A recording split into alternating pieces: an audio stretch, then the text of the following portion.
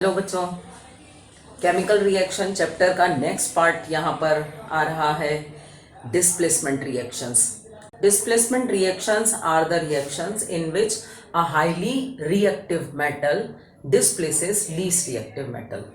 Displacement reaction के लिए हमको सबसे पहले एक रिएक्टिविटी सीरीज ऑफ मेटल्स मालूम होना चाहिए। इसमें सबसे ज़्यादा रिएक्टिव मेटल है potassium. Potassium is most reactive metal, then sodium, then calcium, then magnesium, then aluminium, then zinc, then iron, then lead, and hydrogen.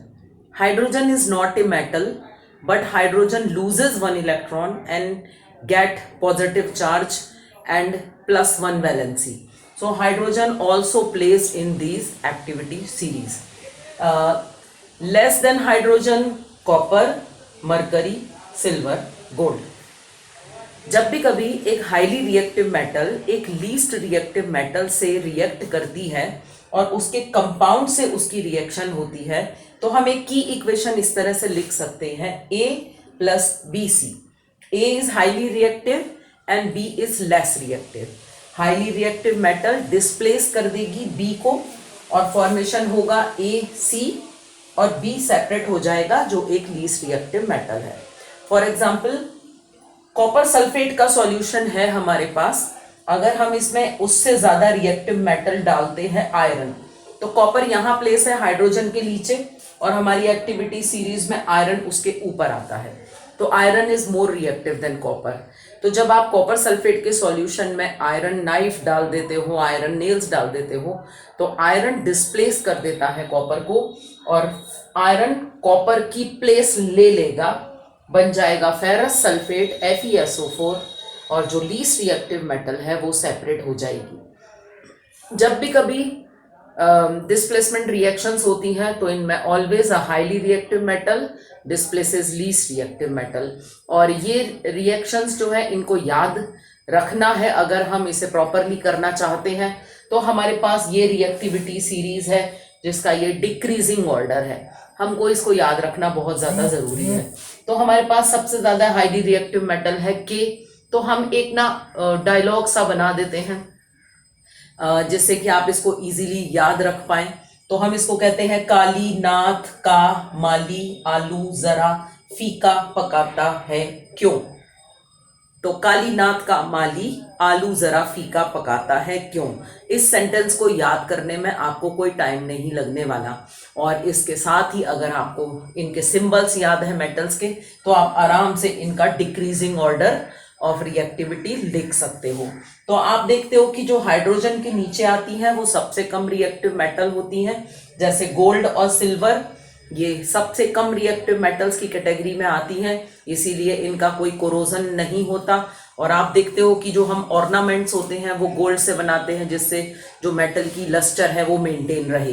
पर अगर सोडियम और पोटेशियम जैसे हाईली रिएक्टिव मेटल्स हैं हमारे पास, पोटेशियम सोडियम जो top most हैं, अगर हम इनको एयर में एक्सपोज भी कर देते हैं ना तो इमीडिएटली ये ऑक्सीजन और वाटर से रिएक्ट कर लेते हैं और इस वजह से हम हमेशा पोटेशियम और सोडियम को उनकी हाई रिएक्टिविटी की वजह से केरोसिन ऑयल में डिप करके रखते हैं अगर वो प्योर कंडीशन में है। तो अगर कंपाउंड स्टेट में है तो ऑलरेडी उनके इलेक्ट्रॉन लूज गेन हो चुका है। तो अगर पोटेशियम और सोडियम को हम देखें तो ये हाईली रिएक्टिव है, इस वजह से हमको एयर में इनको एक्सपोज करने से पहले हमको एक केरोसिन के अंदर इनको स्टोर करके रखना पड़ता है। और बाकी जो नीचे सीरीज में आती हैं इनको हम कहते हैं middle of the activity series में जो प्रेजेंट है वो मीडियम रिएक्टिव मेटल्स हैं। पर sodium potassium calcium magnesium highly reactive metals की कैटेगरी में आती हैं और मेनली जब भी कभी इनको एयर में एक्सपोज करेंगे या वाटर से रिएक्ट करेंगे तो इनकी बहुत ही ज़्यादा वायलेंट और विगरस रिएक्शन होती है। तो अभी आपने टाइप ऑफ रिएक्शंस में एक रिएक्शन का टाइप पढ़ा जिसको हम कह रहे हैं डिस्प्लेसमेंट रिएक्शंस। डिस्प्लेसमेंट रिएक्शन के बाद नेक्स्ट है double displacement reactions. Double displacement reactions हैं reactions in which exchange of ion takes place with the formation of precipitate. तो any chemical reactions in which exchange of ion takes place between the reactant and formation of precipitate takes place. Precipitate means an insoluble salt. Precipitate हमेशा एक इस तरीके का salt होता है जो insoluble रहता है और वो हैवी होता है तो वो बॉटम में सेटल हो जाता है। तो ये एक सस्पेंशन की तरह से होता है और इसके पार्टिकल्स का साइज जो है वो बिगर होता है, 10⁻⁻⁵ से ज़्यादा बड़े साइज के पार्टिकल्स ये होते हैं। तो अगर हमारे पास है एक की इक्वेशन a+b-, जैसे आप कहते हो Na+Cl-, क्योंकि जब भी कभी IUPAC के अकॉर्डिंग आप एक फॉर्मूला बनाते हो तो कैटायन पहले और एनायन बाद में प्लेस करते हैं हम। तो A+B- रिएक्ट्स विथ C+D-, ये हो गए आपके रिएक्टेंट। ये एक्सचेंज कर लेंगे आपस में आयंस को। A जो पॉजिटिवली चार्ज है वो इसके नेगेटिव से अट्रैक्ट हो जाएगा, रिएक्ट हो जाएगा, और जो यहाँ पे पॉजिटिव चार्ज है वो पहले रिएक्टेंट के नेगेटिव से। तो इस तरह से हो जाएगा A+D- और C+B-। तो A+D- एंड C+B-। अब इसी चीज को हम एक रिएक्शन के फॉर्म में देखते हैं। Sodium sulphate reacts with barium chloride. Sodium पे पॉजिटिव चार्ज, सल्फेट पे -2, बेरियम पे +2 चार्ज, क्लोराइड पे -1। अब एक्सचेंज होगा जब, तो सोडियम अपने कैटायन को एनायन क्लोरीन के साथ ऐड कर लेगा, रिएक्ट कर लेगा, और जो बेरियम है वो सल्फेट आयन रिसीव करेगा। तो इस तरह से जब इन दोनों रिएक्टेंट का चेंज होगा, एक्सचेंज होगा आयन का, तो सोडियम क्लोराइड और बेरियम सल्फेट का एक प्रेसिपिटेट बनेगा। प्रेसिपिटेट को हमेशा हम एक डाउन हेडेड एरो से शो करते हैं, जैसे वो हैवी है और वो बॉटम में सेटल हो रहा है। तो barium chloride reacts with sodium sulphate to form sodium chloride and barium sulphate. Barium sulphate के प्रेसिपिटेट के फॉर्मेशन की वजह से हम इन रिएक्शंस को जो डबल डिस्प्लेसमेंट है, हम इनको हमेशा प्रेसिपिटेशन रिएक्शंस भी बोलते हैं। तो double displacement reactions always known as precipitation reactions. Next type के रिएक्शन आएंगे ऑक्सीडेशन रिडक्शन, और इनको हम रेडॉक्स रिएक्शंस भी बोलते हैं। रिएक्शन का नेक्स्ट टाइप है oxidation reduction reactions. Oxidation reduction reactions को समझने के लिए सबसे पहले ज़रूरी है कि हम क्या है ऑक्सीडेशन और क्या है रिडक्शन ये जान लें। Addition of oxygen in a substance या in a compound is known as oxidation. Addition of hydrogen in a reactant or substance is known as reduction. Removal of hydrogen is known as oxidation and removal of oxygen is known as reduction. कभी कभी metal electron को loose करती है तो losing of electron, और non metal always gain करती है तो गेनिंग ऑफ इलेक्ट्रॉन। तो गेनिंग ऑफ इलेक्ट्रॉन को हम रिडक्शन कहते हैं और लूजिंग ऑफ इलेक्ट्रॉन को हम ऑक्सीडेशन कहते हैं। जब भी कभी ऑक्सीडेशन होगा तो रिडक्शन साइमल्टेनियसली होगा। तो जब भी लूज करेगा कोई मेटल इलेक्ट्रॉन को तो नॉन मेटल उसको गेन भी करेगा। तो अगर एक मेटल की एक नॉन मेटल से रिएक्शन हो रही है और इलेक्ट्रॉन लूज और गेन हो रहा है तो वो भी ऑक्सीडेशन रिडक्शन का एग्जाम्पल है।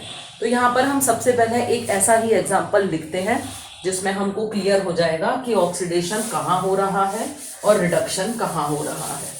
तो सबसे पहले इसके लिए एक सिंपल सी रिएक्शन है, copper oxide reacts with hydrogen to form copper plus water.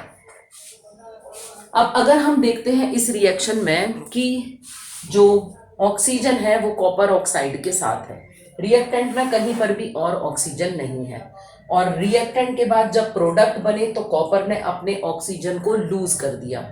तो रिमूवल ऑफ ऑक्सीजन को हम कह रहे हैं रिडक्शन।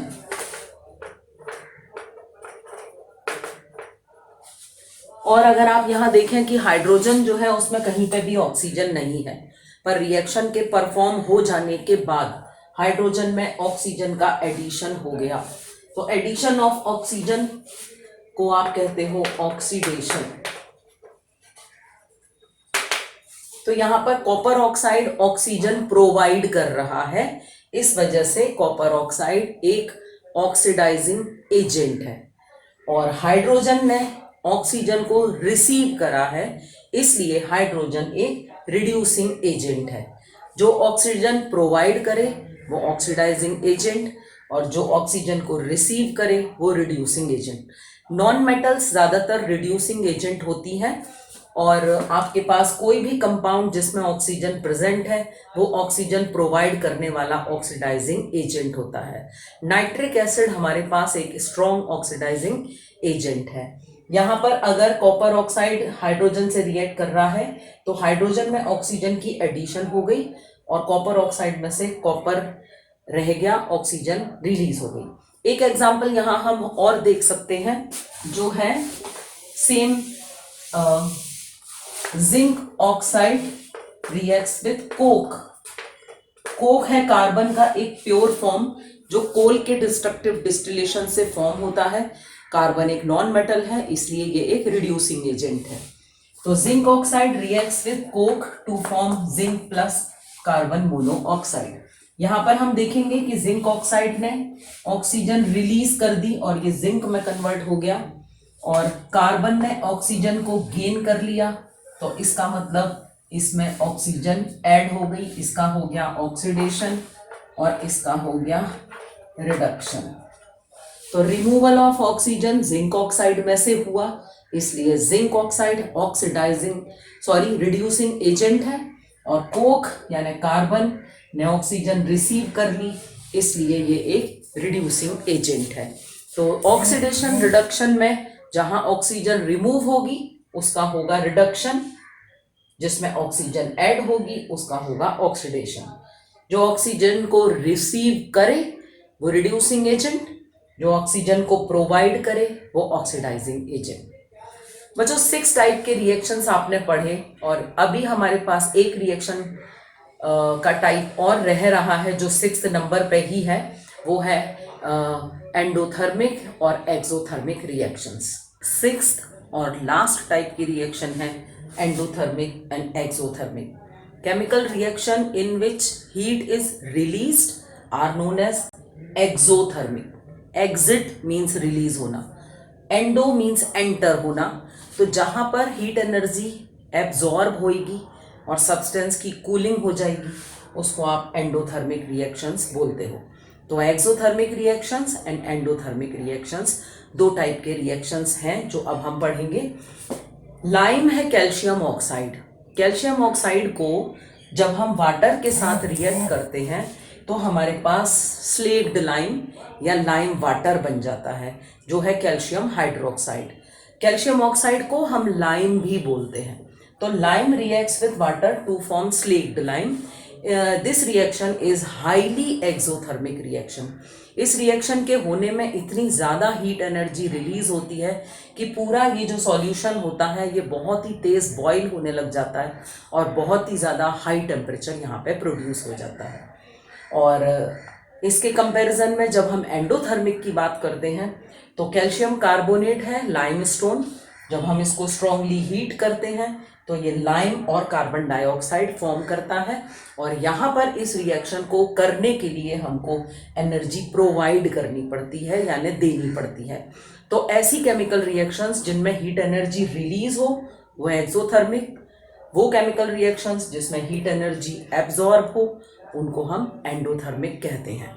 तो ये लास्ट टाइप के रिएक्शंस थे। हमने 6 टाइप के टोटल रिएक्शंस पढ़े। Combination reaction, decomposition reaction, displacement, double displacement, oxidation reduction और एंडोथर्मिक एंड एक्सोथर्मिक। इस चैप्टर का last part rancidity and corrosion, ये हम पढ़ेंगे नेक्स्ट क्लास।